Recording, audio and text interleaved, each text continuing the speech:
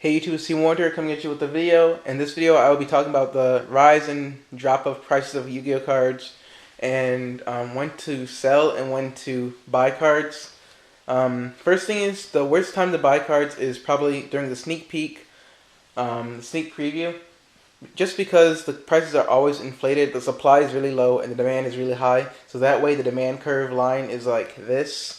It's like peaked at the top, and then once the pack is released, the supply is increased and the demand curve levels out. And once the popularity of the card goes down, the demand curve decreases in a downward slope. Just like in Order of Chaos, I knew Wind Up Shark, Wind Up Rat we're gonna decrease in value. That's why they're only like $10 to $15 now, and they probably will go down more after YCS Atlanta after they don't top. They might top, I don't know, but after they don't top, they'll probably go down even more to be $5, $10 cards. Yeah, so that's the worst time to pick up cards. The best time is probably when they're at their low. So if you think a card is getting to its low point, such as Max C, this was a $5, $10 card.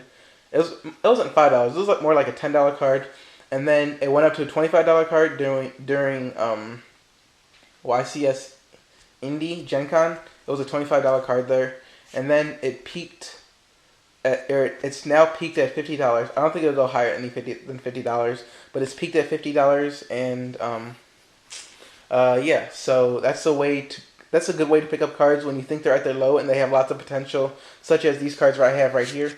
Max C, Wind Up Hunter. This was a $1 hollow. That was a $1 hollow.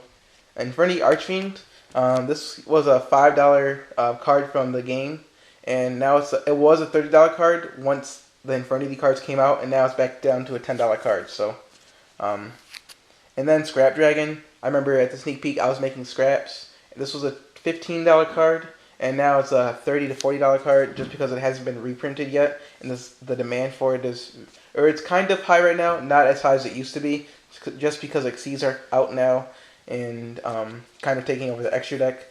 But my second tier of values of cards is banned and unbanned cards. Blackluster Soldier is a good representation of that. It got reprinted in Gold Series. Not many people knew it was going to get unbanned. Actually, some people guessed it did. But if you had picked up this card when it was a $5, $10 card, you would have made huge profit, because right after the ban list was announced, it became a $30 gold rare card and a $40 to $50 ultra rare card. But now it's like plateaued out at $30 just because the ban lists are right around the corner again. It could get banned again. It might not. It might stay here. But yeah. Next tier is cards that don't lose value or maintain their value. Cards like Caius, that's ultimate rare, or cards like Tragodia, that's ultimate rare. They usually maintain their values.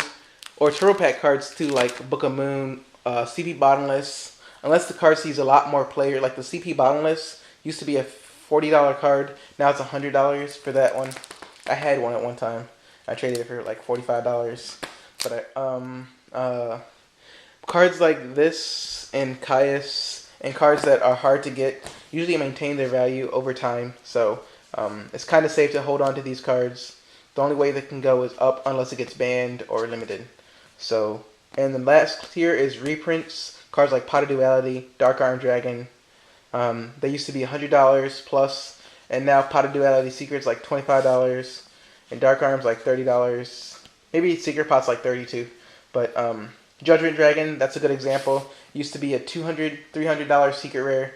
Now it's a common. Dark Arm's becoming a common. But these will probably maintain their values from now on to $30, just because, unless it gets banned, just because it's the first print of it and it's the highest rarity. So highest rarity cards are always good. They usually, after they drop in price, they usually maintain their value. Unless they go up to like 2. If this goes up to 2, it'll probably be a $50 card. But if not, it'll maintain its value at 30. But yeah, so that's my opinions on prices of Yu-Gi-Oh cards and what I think about them and how to predict when cards are going to become better. So if you know a card's gonna become good, like such as I guess Royal Prison in this set, it's a pretty good card. It says no neither play can special summon from the graveyard.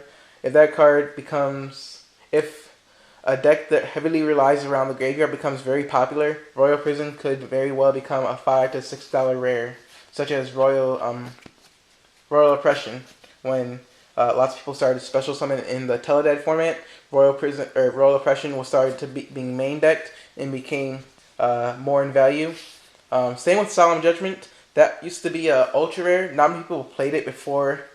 Um, Not many people played it like back in the old days. Even though it came out in like the second set, Metal Raiders, um, people started to see better use for it and it started becoming more of a control format. And Solemn Judgment went up to be a $30 card, and now it's back down because it's at 1. And yeah, so if you know a card is gonna come good, pick it up. Like Fiendish Chain is a good example. It was a $5 super rare. Now it's a $20 super rare. Just because Insectors and Windups came out, and effects are heavily relied on in those decks, and you don't want to play Skill Drain because it's going to stop your own card effects. So Fiendish Chain is another good card, and it's somewhat better than Effect Veiler just because it's not a -1. So yeah, so that's my opinions for prices on Yu-Gi-Oh cards and why they increase or fluctuate in value. If you like this video, hit the thumbs up button. If you dislike it, don't dislike it. Just leave comments why. And if you have any other ideas on what I missed in this video, like why prices increase and decrease, I might have missed a couple things, but that's about it for now. Team Ward out. Peace.